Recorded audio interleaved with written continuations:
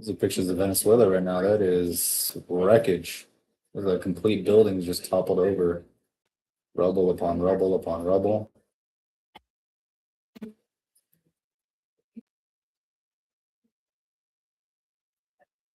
That must be horrifying. I already imagine there's a lot of people in there that probably just got smashed like bugs, and you're just gonna find a bunch of like just mangled bodies and bloody, pulpy intestines and innards everywhere. Brain matter splattered all over the place.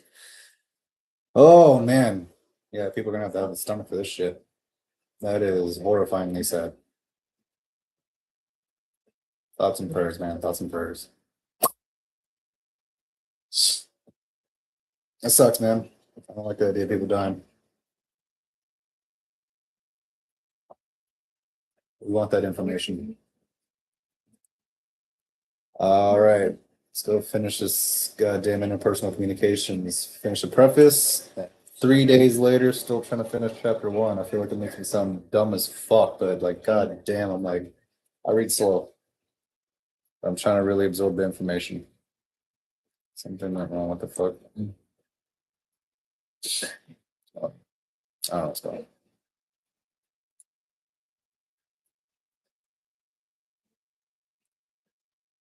on. All right, whatever.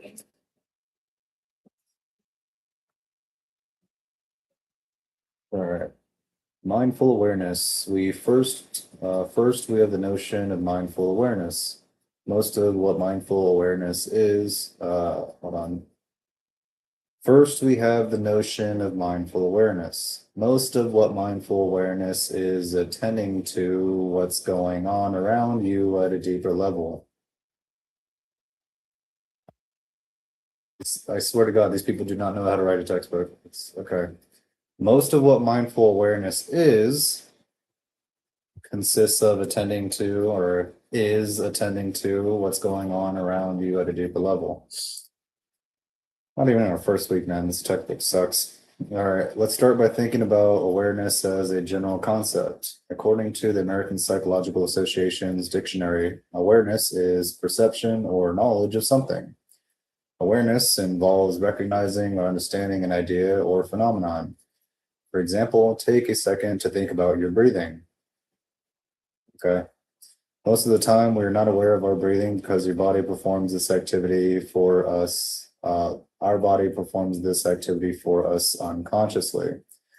We don't have to remind ourselves to breathe in and out with every breath. If we did, we'd never be able to sleep or do anything else. However, if you take a second and focus on your breathing, you are consciously aware of your breathing. Most breathing exercises, whether for acting, meditation, public speaking, singing, etc., are designed to make you aware of your breath since we are not conscious of our breathing most of the time. Mindful awareness takes being aware to a different level.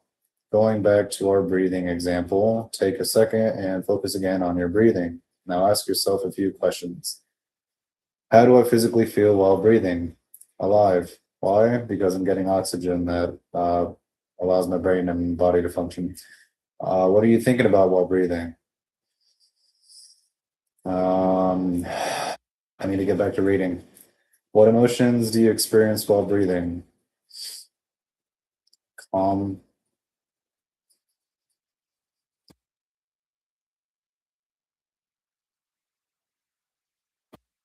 Calmness, I guess. Happiness that I am alive and whatnot. The goal then of mindful awareness is to be consciously aware of what your physical presence, cognitive processes, and emotional state are while engaged in an activity. Most importantly, it's not about judging these, it's simply about being aware and noticing. Mindful practice. Mindful practice, as described by Shapiro and Carson, is the conscious development of skills such as greater ability to direct and sustain our attention, less reactivity, greater discernment and compassion, and enhanced capacity to disidentify from one's concept of self. To further explore the concept of mindful practice, Shauna Shapiro, Linda Carlson, Austin, a bunch of random people proposed a 3-component model attention, intention, and attitude. So we have attention, intention, and attitude. Attention. Attention involves attending fully to the present moment instead of allowing ourselves to become preoccupied with the past or future. Essentially, attention is being aware of what's happening internally and externally moment to moment. By internally, we are talking about what's going on in your head. What are your thoughts and feelings? By externally, what's going on in your physical environment.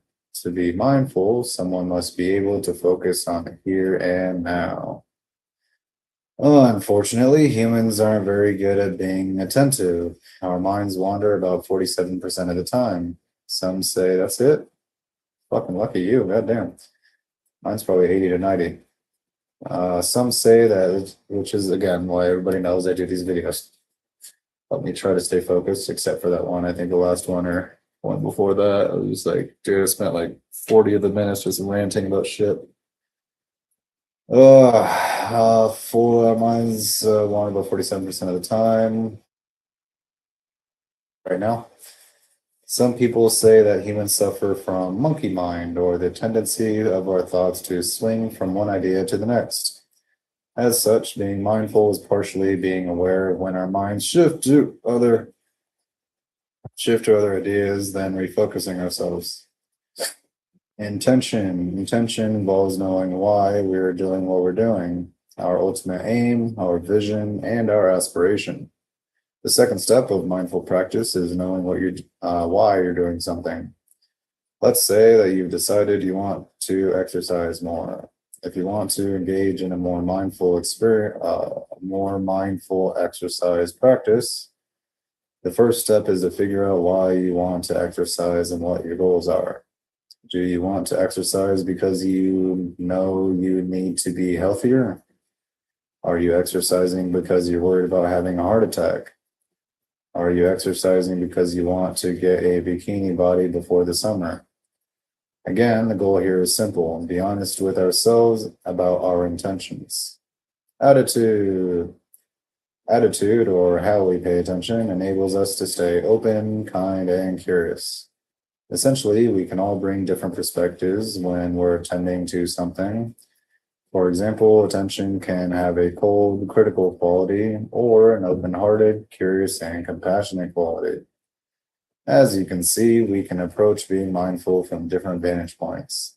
Hence, the attitude with which you undertake the practice of paying attention and being in the present is crucial.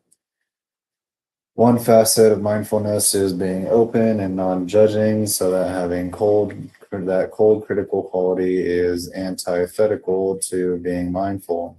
Instead, the goal of mindfulness is to be one of openness and non-judgment. Kumbaya, my lord. Kumbaya. All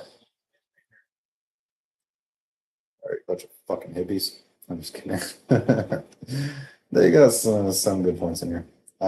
So what types of attitude should one attempt to develop to be mindful? Daniel Siegel proposed the acronym COAL, COAL, when thinking about our attitudes: curiosity, openness, acceptance, and love. C stands for curiosity, or inquiring without being judgmental.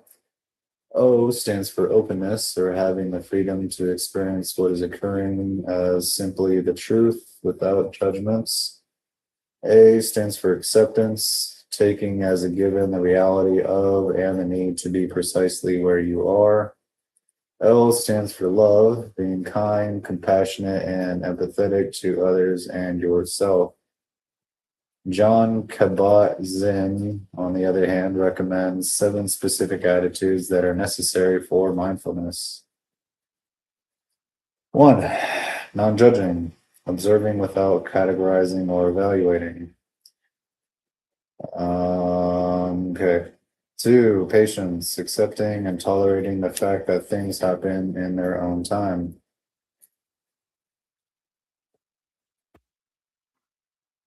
3. Beginner's mind, Seeing everything as if for the very first time. 4, trust, believing in ourselves, our experiences, and our feelings. 5, non-striving, being in the moment without specific goals. 6, acceptance, seeing things as they are without judgment. And 7, letting go. Allowing things to be as they are and getting bogged down by things we cannot change. Neither Siegel's, Cole, nor Kabat-Zinn's 7 attitudes is an exhaustive list of attitudes that can be important to mindfulness. Still, they give you a representative idea of the attitudes that can affect mindfulness. Ultimately, the attitude that we bring to the practice of mindfulness will, to a large extent, determine its long-term value. Therefore, consciously cultivating certain attitudes can be very helpful. Keeping particular attitudes in mind is actually part of the training itself. I'm going to reach myself for a little bit because, fuck it, why not? Nobody's watching the video anyway. Who gives a shit? Nice. Social scientific.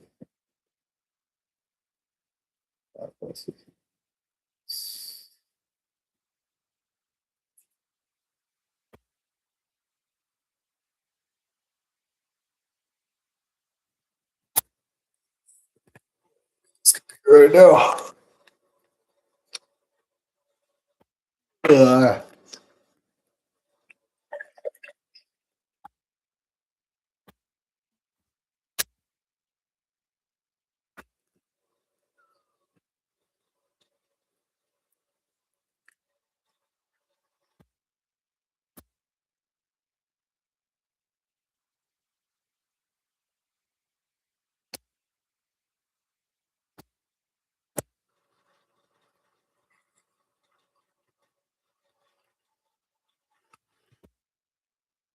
so sore. It's working out. Dude, bullshit. Alright. All right, 5 facets of mindfulness from a social scientific point of view. All right, yeah, I'm not reading out loud. People are watching, I'll probably give a shit and maybe read out loud, but so fuck it. Keep this shit to myself. God damn it.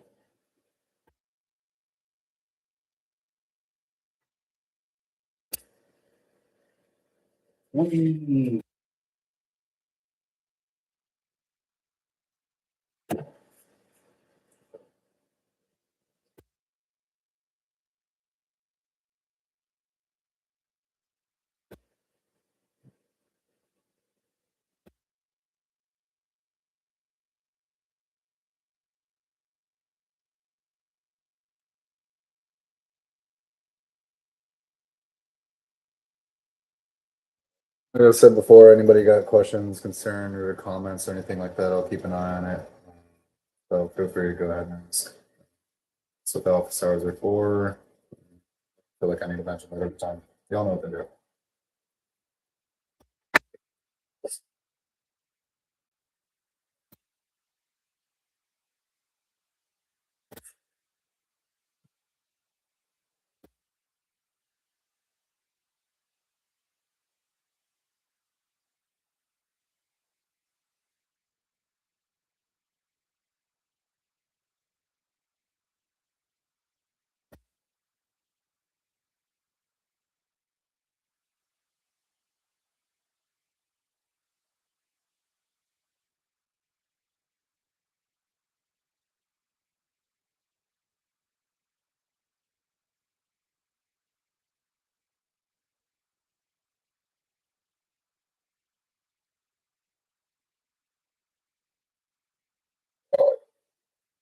Excuse me.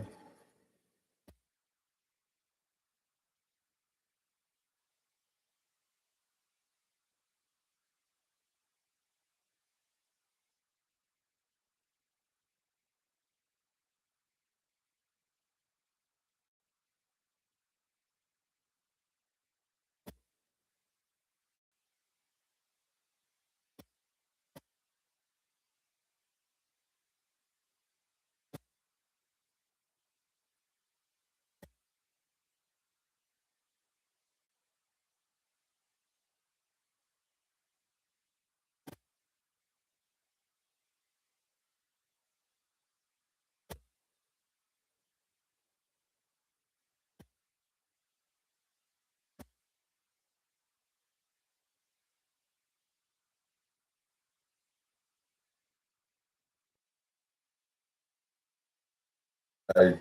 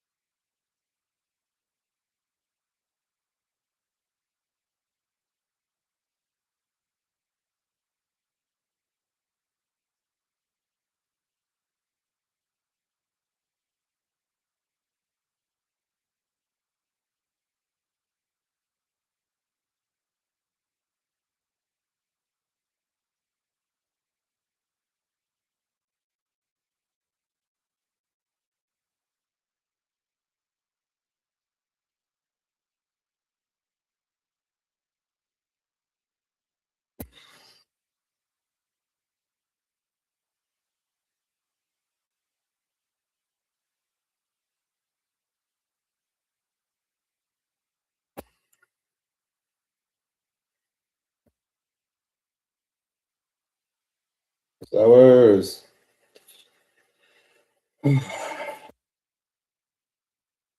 Shit,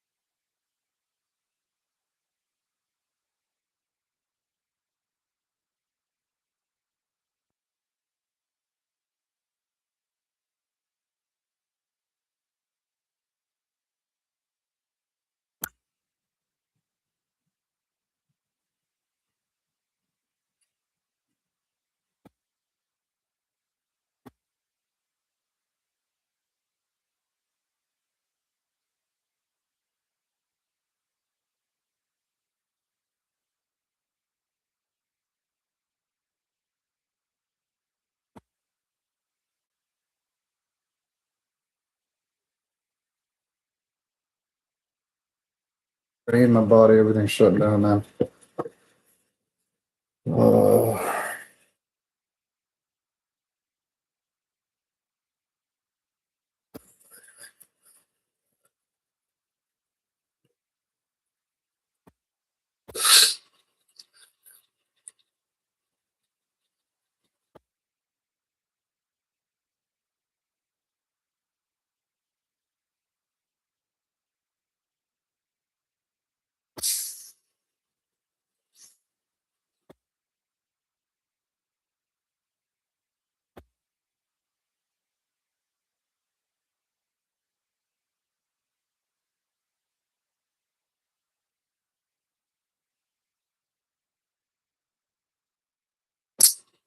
God damn it.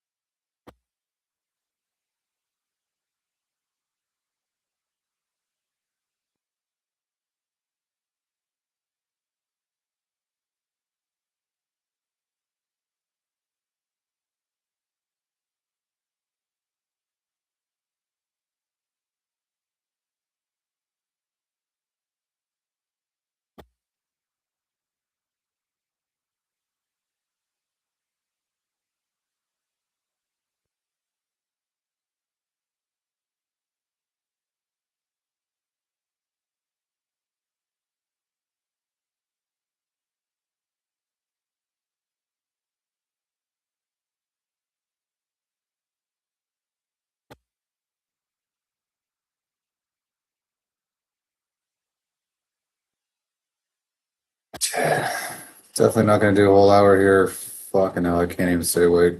I'm literally gonna pass out and die. Nah, I need to get like one more good night of sleep and I'll stop feeling like a zombie and I can actually like be productive and get something done, man. Like my brain is not functioning right now.